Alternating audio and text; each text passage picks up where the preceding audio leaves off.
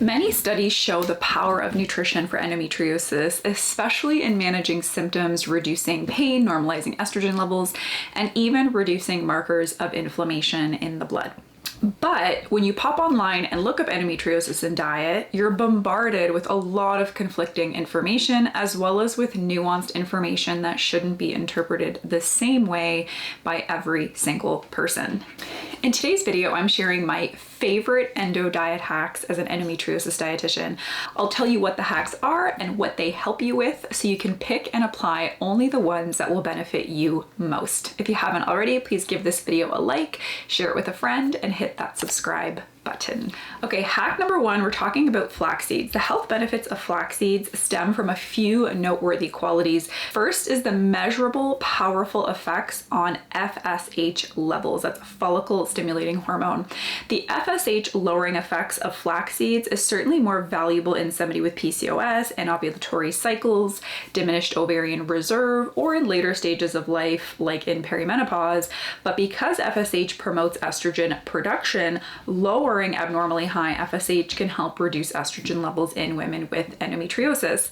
FSH triggers the granulosa cells within the ovaries to convert androgens like testosterone into estrogen. Flax seeds have also been shown to have profound effects on blood sugars. There are several reasons why blood sugar stabilizing interventions matter for people with endometriosis. The first is that high estrogen can make us less insulin sensitive. Chronic inflammation also contributes to blood sugar dysregulation and insulin resistance. Insulin resistance can in turn promote more estrogen production and growth of things like cysts and fibroids. Chronic stress stemming from chronic pain results in an uptick in cortisol output, which also stimulates glucose production. And lastly, several commonly prescribed medications can contribute to weight gain, insulin resistance, and appetite changes in people with endometriosis. Flax seeds also contain lignans, phenolic acids, and tocopherols, from which its anti-inflammatory properties come. Studies show profound reductions in CRP and tumor necrosis factor alpha, two inflammatory markers that are commonly elevated in people with endometriosis, with the consumption of flax seeds. So what is my recommendation here, and what is the hack? If you don't have reason to avoid flax seeds due to allergies or unwanted reactions, aim to integrate 1 to 2 tablespoons of flax seeds into your diet daily. Buy your flax seeds whole and grind them down yourself at home. You can grind a larger batch and freeze it, or grind just enough for the week to prevent the precious oils within the seed from going rancid. You might not know this, but if you buy pre-ground flax seeds, they're really only going to last for about a month to 2 at the very most before you lose those beneficial properties of the oils packaged within the seed. Okay, the second hack I want to talk about is chamomile tea. One of chamomile's health promoting characteristics stems from its epigenin content. Epigenin is a plant flavonoid found in concentrated amounts in chamomile, parsley, and celery. Epigenin has strong aromatase blocking action. Meta-analysis show that chamomile can be used to help improve symptoms of PMS, maybe fully or partially owing to its aromatase blocking effect. Chamomile also has anti-inflammatory, anti-spasmodic, and anti-anxiety effects owing to its glycine and flavonoid content. And the anti-spasmodic effects help with muscle contraction, including contraction of the uterine muscle. A combination of flax seeds and chamomile was shown to reduce pelvic pain, pain with menstruation, and pain with intercourse, specifically in people with endometriosis. So what is my tip? Have 1 to 2 cups of a concentrated chamomile tea daily if you need inflammation or aromatase blocking support. So this would be if you have really low levels of testosterone or androstenedione, or if you need a little bit of help reducing conversion to estrogen.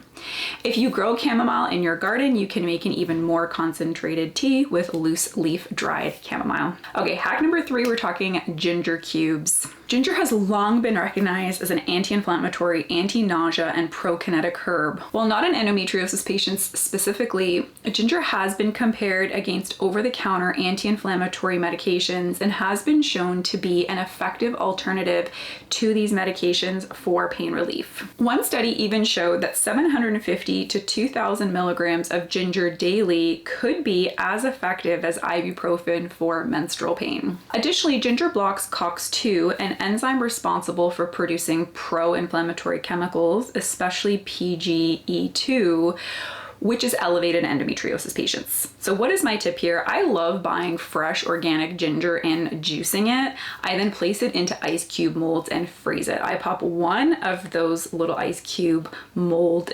frozen ginger sticks, if we can call them that, into a 50-ounce Stanley every day, and I have noticed a massive difference in my pain levels. You can also take ginger in a capsule form at doses between 500 to 2,000 milligrams a day, a tea form or powdered form at doses of 1/4 to 1 teaspoon daily. Let me know in the comments below if you'll try it. Okay, hack number 4 involves dark chocolate and cashews. So 2 squares of dark chocolate paired with 2 tablespoons of cashews daily gives you 100% of your copper needs for the day. Copper is an important mineral cofactor for the production of an enzyme called superoxide dismutase, SOD for short. This is one of your body's most powerful inflammation fighters. SOD protects ovarian and endometrial tissue and immune cells from inflammation. Copper is also essential for collagen and connective tissue formation, which supports wound healing and tissue repair. This is something you might want to be extra on top of in preparation for surgery prep and recovery. Copper is also an essential mineral for iron transport throughout the body. If you can't move iron throughout the body, it can build up, contributing to inflammation and DNA damage. Copper also affects white blood cell function, inflammatory chemical activity, and antiviral and antimicrobial activity in the body. It's a very important mineral for immune support. In addition to these wonderful endospecific reasons to keep on top of copper intake, copper also supports thyroid health. And for neurotransmitter production, balanced dopamine and norepinephrine are essential for keeping your mood, energy, and sleep quality stable. So what are my recommendations here? Simple. Eat the dark chocolate and the cashews in those doses that I described above. The only thing to be mindful of with copper is zinc. Copper and zinc work synergistically, and an excess of one can create a deficiency in another. So keep on top of zinc sources. Hack number 5 is Brazil nuts, and this one might not be new to you. 1 to 2 Brazil nuts a day gives you just about or even slightly over 100% of your daily needs for selenium. Selenium is a needed cofactor for making glutathione, your body's master inflammation fighter. Selenium is also one of 2 very important minerals needed for T4 to T3 thyroid hormone conversion.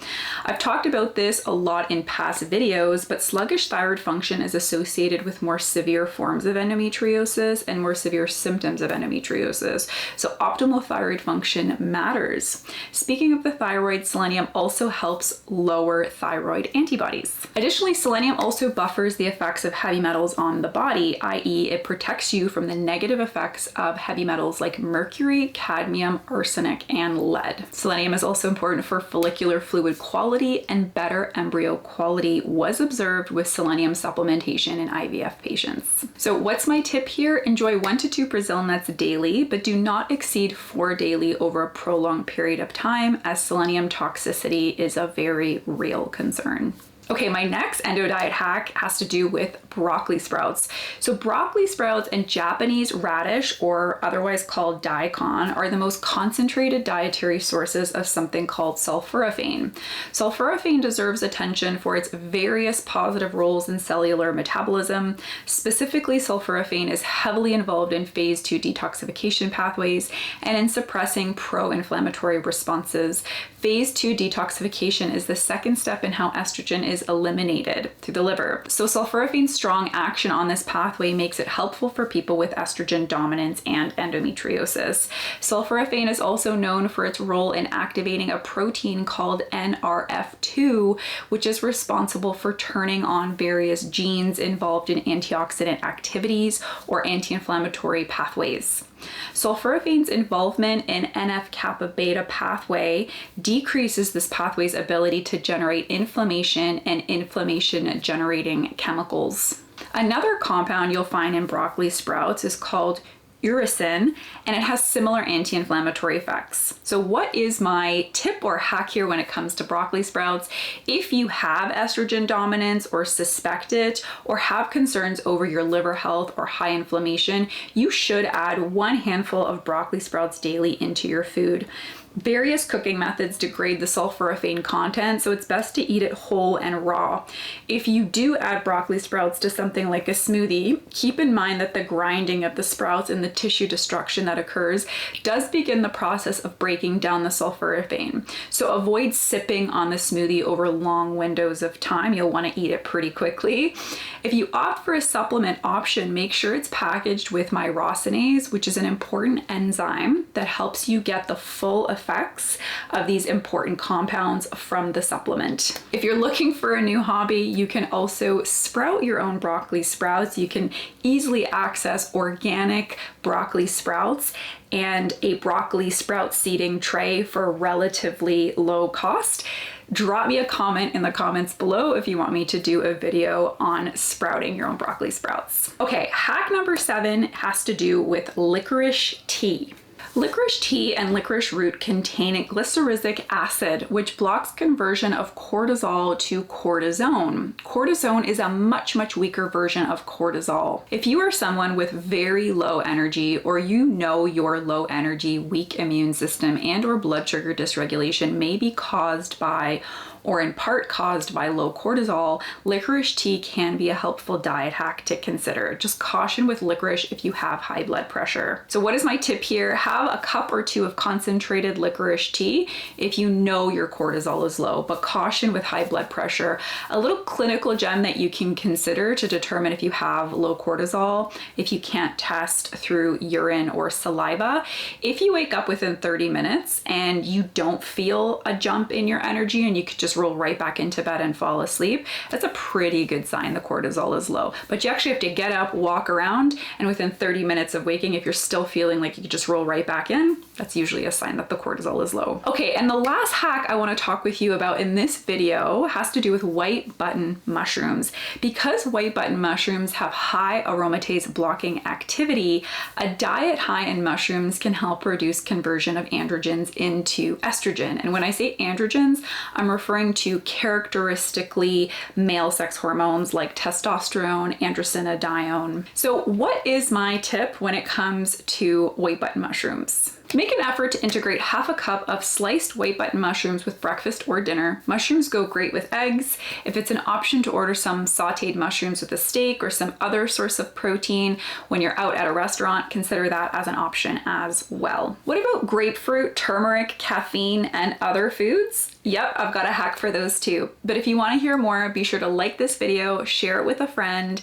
and subscribe to the Endo and Fertility Space channel for a part 2. And let me know in the comments below which of these hacks are you already doing or which one are you most excited to try, and I will see you in the next video.